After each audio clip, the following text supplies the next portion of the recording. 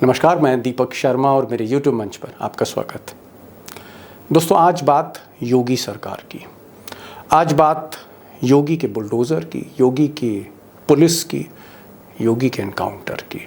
और सीधा सवाल करूं और बड़ा सवाल करूं तो योगी पर जो आरोप हैं, योगी सरकार पर जो आरोप हैं कि उनकी पुलिस जानबूझकर मुस्लिम माफिया पर निशाना साधती है और कहीं ना कहीं जो एक खास जाति के माफिया डॉन हैं या बाहुबली हैं उनको बख्श दिया जाता है, पुलिस उनको बख्श देती है, ये आरोप है।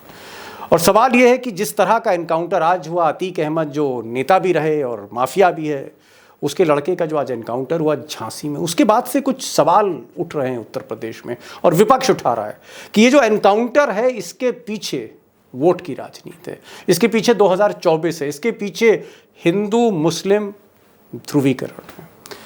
और अगर हम एक आप कह सकते हैं कि एक कंप्रिहेंसिव व्यू लें तो हम देखते हैं कि अब तक की योगी सरकार में जो उनका जो वॉर अगेंस्ट क्राइम है, जो उन्होंने एक आप कह सकते हैं जुर्म से जो उन्होंने एक युद्ध छेड़ा है अपराध से, उसके सिर्फ 3 ही नाम है, 3 ही पोस्टर हैं उसके। एक आजम खान हैं, एक पोस्टर उसके अतीक अहमद हैं, एक मुख्तार अंसारी। यानी ये 3 चेहरे जो हैं ये उत्तर प्रदेश में वॉर अगेंस्ट क्राइम के पोस्टर बॉय हैं। मैं कहता हूं बलिया में जो उनके लोगों ने, मुख्यमंत्री के स्वजाती लोगों ने एक यादव नौजवान की जान ले ली, क्या उनको मिट्टी में मिलाएंगे? बड़ा माफिया बनाया। और ये कौन सी राजनीति है कि बीएसपी आए तो राजा भैया के घर पे उसका तालाब खोद के मगरमच्छ पकड़ लिए जाए। जुनैद और नसीर के मारने वालों को भी गोली मारोगे? बताओ बीजेपी वालों, इस माफिया को मिट्टी में मिला देंगे। अब दोस्तों सवाल यह है कि जो पुलिस की गोली है या योगी सरकार की जो पुलिस है उसकी बंदूक से जो गोली निकलती है, वो गोली क्या सिर्फ मुख्तार अंसारी के लोगों को ढूंढती है, अतीक अहमद के लोगों को ढूंढती है, या फिर वो हर ज़िले में जो हिस्ट्री शीटर है, माफिया डॉन है, गैंगस्टर है, एक्सटॉर्शनिस्ट है, पुलिस की गोली उन सबको ढूंढ रही है या गोली किसी खास निशाने पर जाके लग रही। अब मिसाल के तौर पर अगर आप ये जंगल देखें, ये वही जंगल है जहाँ पर अतीक अहमद के लड़के का एनकाउंटर हुआ। अब जंगल है, तन्हाई है, अतीक का लड़का है और पुलिस की गोली। मैं इससे ज़्यादा नहीं जाऊंगा इस पर, क्योंकि इस पर अभी मजिस्ट्रियल इंक्वायरी होगी और भी इंक्वायरी होगी। लेकिन यहाँ पर एक चीज़ और मैं कह दूँ कि अतीक का पक्ष लेने का सवाल नहीं होता, न मुख्तार का न अतीक का, क्योंकि इनका जो इतिहास है उस पर खून की छींटें हैं, कई कत्ल हैं, कई सनसनीखेज कत्ल हैं। और इलाहाबाद में, प्रयागराज में जिस तरह की गोलीबारी दिन दहाड़े अतीक के लोगों ने की, उसको माफ़ नहीं किया जा सकता। लेकिन ये जो एनकाउंटर है ये भी कई सवालों के घेरे में। लेकिन मेरी जो कहानी है आज की, उसका अतीक से और इस एनकाउंटर से फिलहाल लेना देना नहीं। सवाल इससे भी कहीं ज़्यादा बड़ा है।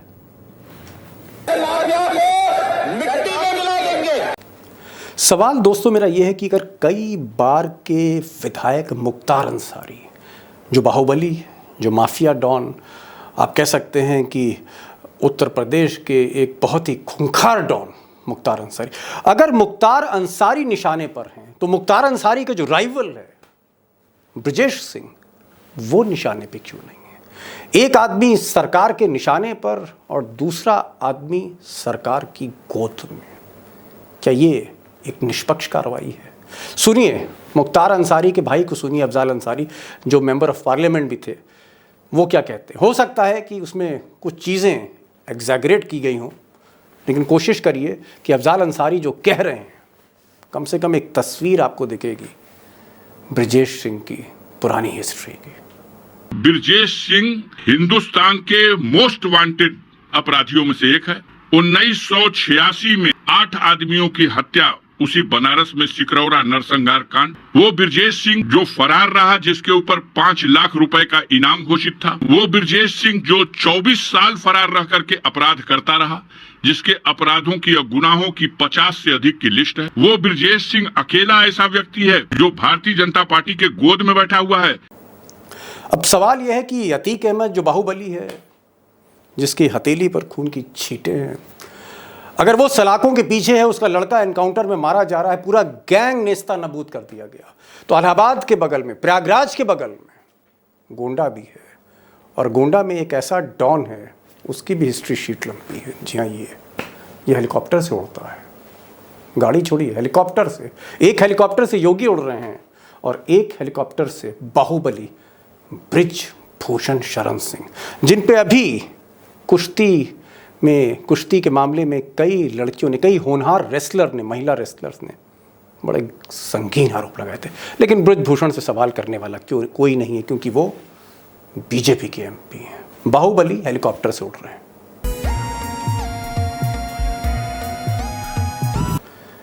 एक और डॉन से मिलिए, बहुत ही handsome smart don, Vineet Singh. और विनीत सिंह का अगर आप काफिला देख रहे हैं, गाड़ियों का काफिला, तो हो सकता है योगी की गाड़ियों के काफिले से ज़्यादा लंबा काफिला है। माइनिंग मैग्नेट हैं, माइनिंग के डॉन हैं, मिर्ज़ापुर के हैं, और हर गाड़ी जो इनकी चलती है उसमें हथियार ही हथियार होते।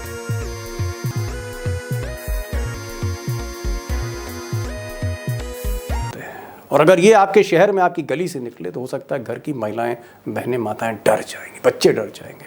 लेकिन विनीत सिंह, सवाल ही नहीं कि कोई पुलिस का दरोगा इनसे सवाल कर ले, कोई कप्तान इनसे सवाल कर ले। और आज की तारीख में सरकार मेहरबान है, विनीत सिंह एमएलसी हैं।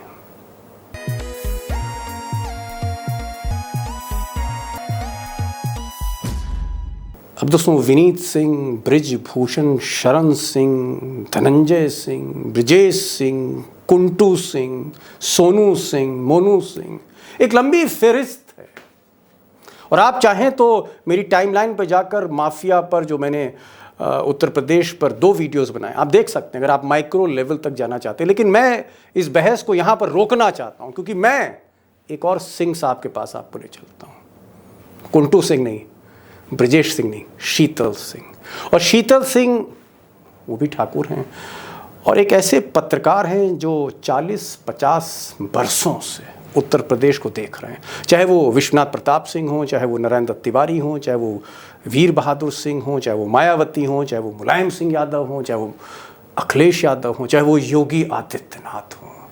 शीतल सिंह की निगाह ने सारे के सारी सरकारों को देखा है, और बहुत बारीक से देखा है, और जहां तक पुलिस और माफिया है उसको भी समझते हैं।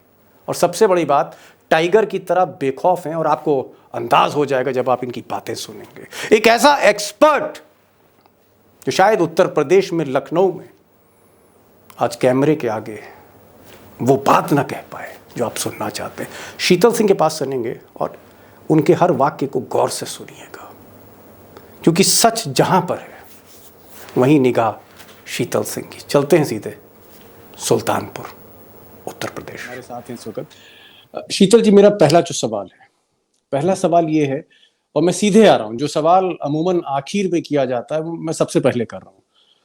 आरोप है योगी सरकार पर कि वो पार्टी लाइन पे एनकाउंटर हो रहे हैं। एनकाउंटर के पीछे वोट की राजनीति है, एनकाउंटर के पीछे सांप्रदायिक ध्रुवीकरण की राजनीति है। इस तरह के आरोप जो है वो अमूमन सभी विपक्ष के नेताओं ने लगाए हैं। आपका क्या मानना है कि क्या योगी की जो माफिया पॉलिसी है या माफिया कैंपेन है, एंटी माफिया कैंपेन, वो सिलेक्टिव है? देखिए, योगी जी की कोई भी चीज छुपी हुई नहीं।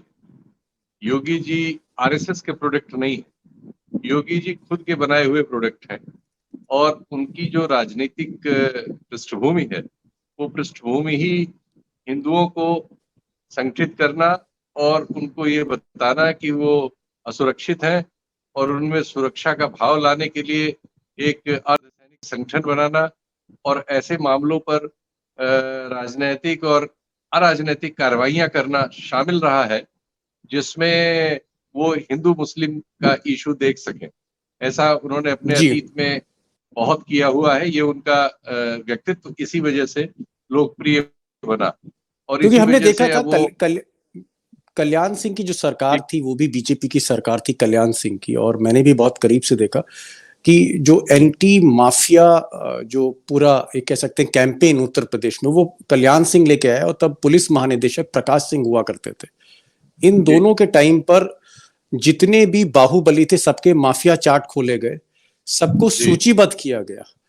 और तब हमें याद आ रहा है कि चाहे किसी भी जाति का हो, चाहे वो डीपी यादव हो, चाहे वो मदन भैया हो, चाहे वो हरिशंकर तिवारी का कोई साथी हो, चाहे वो ब्रिजेश सिंह हो, चाहे मुख्तार अंसारी हो, जितने भी प्रदेश में बाहुबली थे सब पर एक जैसी कार्रवाई, यानी पैमाना जो था प्रकाश सिंह का और कल्याण सिंह का, उसमें कोई खोट नहीं थी, उसमें कोई ऐसा नहीं था कि ये पार्टी लाइन पे हो रहा है। लेकिन हम यहाँ पर देखते हैं कि कई ऐसे ठाकुर माफिया हैं, जैसे ब्रिजभूषण शरण सिंह, ऐसी कोई धारा नहीं जो उन पर ना लगी हो। मुझे लगता है कि अगर सबसे मोटी फाइल कोई हो सकती तो उनकी होगी, लेकिन वो हेलीकॉप्टर से चल रहे हैं। मैं देखता हूं कि माइनिंग के एक बहुत बड़े बाहुबली हैं विनीत सिंह, 50-50 गाड़ियों का काफिला है। ब्रिजेश सिंह और मुख्तार अंसारी में जो गैंगवार हुई, बहुत जबरदस्त गैंगवार हुई, लेकिन आज की तारीख में ब्रिजेश सिंह पर कोई कार्रवाई नहीं होती, बल्कि उनका परिवार बीजेपी से जुड़ा हुआ है, सियासी परिवार है। और मुख्तार अंसारी की एक एक ईंट जो है वो सरकार ने गिरा दी है, एक एक उनकी जो बिल्डिंग है, घर है।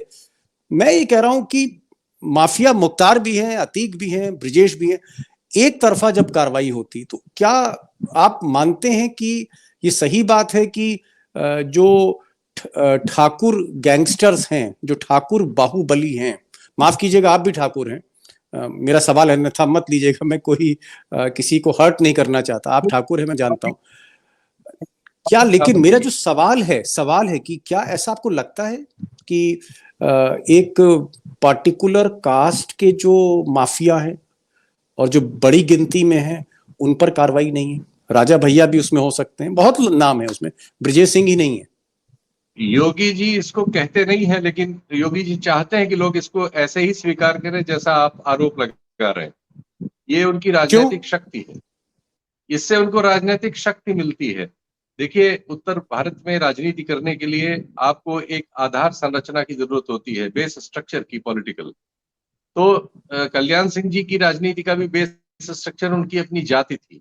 योगी जी के भी राजनीति का जो बेस स्ट्रक्चर गोरखपुर में तैयार हुआ था, उसमें उनकी जाति और उसके साथ फिर सहयोगी जातियों का घनत्व था, और ये उनका बेस स्ट्रक्चर बनाता है। इसलिए जो आप आरोप लगा रहे हैं उसमें कोई बहुत इधर उधर की बात नहीं है, लेकिन उसमें सिर्फ एक पॉइंट मिसिंग है कि योगी जी को, हालांकि वो पॉइंट भी एक जगह नल एंड वॉइड हो जाता है जब हम उन्नाव की घटना देखते हैं और हम जब शाहजहांपुर की घटना देखते हैं, जिसमें उनके दो करीबी लोग शामिल होते हैं जो सजातीय भी हैं, और दोनों मामले हीनियस होते हैं। उसमें कोर्ट से जाके लोगों को रेमेडी मिलती है, और उत्तर प्रदेश का जो प्रशासन है, मुझे वो लगता है रेमेडी, आप चिन्मयानंद साहब की बात कर रहे हैं। बिल्कुल चिन्मयानंद जी की बात कर रहा हूँ और सेंगर साहब की स्वामी बात कर रहा हूँ। चिन्मयानंद जी, तो उनके मामले आते हैं तो योगी जी पे दूसरे आरोप लगते हैं कि वो उन पर कार्रवाई करने की जगह उनकी मदद कर रहे हैं। और हम ये भी देखते हैं कि जहां राजनीतिक सवाल आते हैं, जैसे किसानों पर देने का मामला आता है, तो जो गाड़ी चढ़ाने वाला था उस पर तो हम लोगों ने इस तरह की कोई कार्रवाई होते नहीं देखी, बल्कि डिफरेंट कोर्ट्स में ये मामले गए कि प्रशासन उसकी मदद कर रहा है, उसको जेल में सहूलियतें मिल रही हैं, उसको उसकी तो कोर्ट ने, इन तीनों मामलों में कोर्ट ने एक्शन लिया है, प्रशासन ने मदद की है। तो ये इन आरोपों में जो आप लगा रहे हैं उनमें कोई बहुत नहीं है, सिर्फ एक पॉइंट है, इनमें एक स्ट्राइकिंग पॉइंट मिसिंग है। जैसी घटना अतीक अहमद ने अंजाम दी, अगर अतीक, जैसा अलेज किया जाता है कि अतीक अहमद ने ही प्लान किया, दोनों भाइयों ने अपने जेलों से, उनका बेटा और उनके तमाम शागिर्द और तमाम सहयोगी उसमें शामिल थे, सब वीडियो पे है, इसलिए अब उसमें भागने का किसी को कोई रास्ता नहीं है। देखिए, वो ओवरली हीनियस क्राइम था, सबकी नजर में दिन दहाड़े हुआ ऐसा कांड था जिस पर कोई भी मुख्यमंत्री होता प्रतिक्रिया देता, और योगी जी तो उनको मौका मिल गया, योगी जी को मौका मिल गया, और अखिलेश ने उसमें चूंकि बहस हुई विधानसभा में, उस मौके को उत्तेजना में बदल दिया और योगी जी ने उसको पूरी तरह भुना लिया। आज योगी जी ने कहा कि मिट्टी में मिला देंगे, विधानसभा में मिला देंगे, और अब जो भी घटनाएं हो रही हैं उससे आप सोशल मीडिया पे देखिए, ट्विटर वगैरह एकदम भर गए हैं उनके प्रशंसा से। योगी जी की एक राजनीतिक लक्ष्य भी है इन घटनाओं के जरिए हासिल करना। वो जानते हैं कि जो आरोप तोगड़िया ने लगाया था मोदी जी पर कि अगर उन्होंने वहां 2000 मुसलमानों के कत्लेआम में रोल न निभाया होता तो आज वो प्रधानमंत्री न होते, ऐसा तोगड़िया मुझसे भी कह चुके हैं। तो ऐसे ही योगी जी के बारे में है कि अगर उन पर यह आरोप लग रहा है जो आप कह रहे हैं, तो ये आरोप उनको राजनीतिक रूप से बहुत ताकतवर बना रहा है। ये चीज एक चीज और शीतल जी, आप मुझसे सीनियर रहे, आप इंडिया टुडे में रहे, ब्यूरो चीफ रहे, और 35-40 साल तक आप लगातार आपने रिपोर्टिंग करी, सारे चुनाव देखे। विश्वनाथ प्रताप सिंह को आपने देखा, मुलायम सिंह यादव को आपने देखा, वीर बहादुर सिंह को आपने देखा, उसके बाद नारायण दत्त तिवारी को आपने देखा, मायावती को आपने देखा, अब आप योगी आदित्यनाथ को देख रहे हैं। मैं एक चीज जानना चाह रहा हूं कि जब आप अपनी जाति के, जैसे मुख्तार अंसारी को आप पनिश करना चाहते हैं और उसका जो राइवल है ब्रजेश सिंह, उसको आप कहीं ना कहीं प्रोटेक्ट करना चाहते हैं, अगर इस तरह की पॉलिसी जब होती है टॉप लेवल से, तो क्या पुलिस भी उसी तरह से काम करने लगती है? क्या पुलिस भी फिर संरक्षण देने लगती है? क्या आपको ऐसा लगता है? मैसेज नीचे क्या जाता है? साथ साथ दूसरे आरोप भी हैं कि ज्यादातर थानेदारों को सजातीय रखा गया है, ज्यादातर जिलों में पोस्टिंग करने की कोशिश की गई है कि उनको सजातीय लोग मिले, एडमिनिस्ट्रेशन में वो जहां कर सकते हैं उनको लाने की कोशिश करते हैं। ये सब आरोप भी साथ साथ चल रहे हैं। मैंने जैसा कहा कि ये आरोप योगी जी का बेस स्ट्रक्चर तैयार कर रहे हैं, पॉलिटिकल बेस स्ट्रक्चर। उनकी अपनी जाति में उनके लिए प्रचंड समर्थन है इसकी वजह से, और ये बातें जितनी बार जहां जहां दोहराई जाएंगी, इससे योगी जी को कोई नुकसान राजनीतिक रूप से नहीं होने जा रहा है। नहीं, लेकिन योगी जी तो संत, शीतल जी, योगी जी तो संत हैं, संत की तो कोई जाति होती नहीं, जहां तक संत की तो कोई जाति नहीं होती, राजगद्दी भी नहीं होती, संत की तो राजगद्दी भी नहीं होती। तो अब हम उस पे माइथोलॉजी पे जाएंगे तो फंस जाएंगे, वो मेरा विषय भी नहीं, ना मैं उसके लिए योग्य हूँ, इसलिए मैं इससे अपने को विड्रॉ करता हूँ। मैं इसी पे रहूंगा जो आप कह रहे हैं। योगी जी एक कुछ राजनीतिक वो साबित हुए हैं, और हमारे दौर के जितने चीफ मिनिस्टर्स थे उनकी तुलना में आज वो लोकप्रियता के जबरदस्त शिखर पे हैं, और ये सारी घटनाएं उनको, उनकी जो छवि है उसमें चार चांद लगा रही है। अब दोस्तों, आखिर में सिर्फ मैं ये कहना चाहता हूँ कि अगर छुरी किसी मुसलमान के हाथ में, किसी मुख्तार के हाथ में, या छुरी जो है वो किसी ब्रजेश सिंह के हाथ में, या अगर बंदूक के ट्रिगर पर उंगली किसी अतीक अहमद की है, या ट्रिगर पर उंगली किसी कुंटू सिंह की है, अपराध बिल्कुल भी पक्षपात नहीं करता। पुलिस और सरकार पक्षपात नहीं करती। ट्रिगर पर जिसकी उंगली हो, निशाना उसी पर पुलिस का होना चाहिए। लेकिन फिलहाल ऐसा है नहीं, और हो सकता है कि योगी सरकार, उत्तर प्रदेश की पुलिस इससे इत्तेफाक ना रखे, हो सकता है। हकीकत यह है कि एक परसेप्शन है, अगर आप भीतर से जाकर देखेंगे तो उत्तर प्रदेश में जो माफिया पॉलिसी है वो सेलेक्टिव है। बहरहाल आपकी प्रतिक्रिया मैं जानना चाहूँगा, आपके व्यूज़ में जानना चाहूँगा, और आपके स्टोरी आइडियाज़ में हमेशा फॉलो करता रहता हूँ। ये आज का वीडियो था, और 2024 की लड़ाई में हो सकता है कि ये जो एंटी माफिया ड्राइव है, कहीं ना कहीं ये योगी जी को, मोदी जी को और भी ज़्यादा वोट दे, हो सकता है इसके पीछे। तो बहरहाल ये आज का वीडियो था, फिर मिलेंगे एक नई वीडियो के साथ, और तब तक के लिए मैं आपसे आज्ञा चाहूँगा। लेकिन मैं ये चाहता हूँ कि आप इस चैनल को सब्सक्राइब करें, दोस्तों से कहें कि इस चैनल को सब्सक्राइब करें, इस वीडियो को शेयर करें, क्योंकि ये सारी चीज़ें गोदी मीडिया छुपाती है। गोदी मीडिया आपको ये नहीं बताएगी कि एनकाउंटर किन परिस्थितियों में हुआ, या एनकाउंटर का मतलब एक्स्ट्रा जुडिशियल किलिंग होता है, ये भी होता है। बहरहाल आज का वीडियो है, वक्त आ गया है आपसे विदा लेने का, और मैं चाहूँगा कि आप इस वीडियो को शेयर ज़रूर करिएगा। नमस्कार।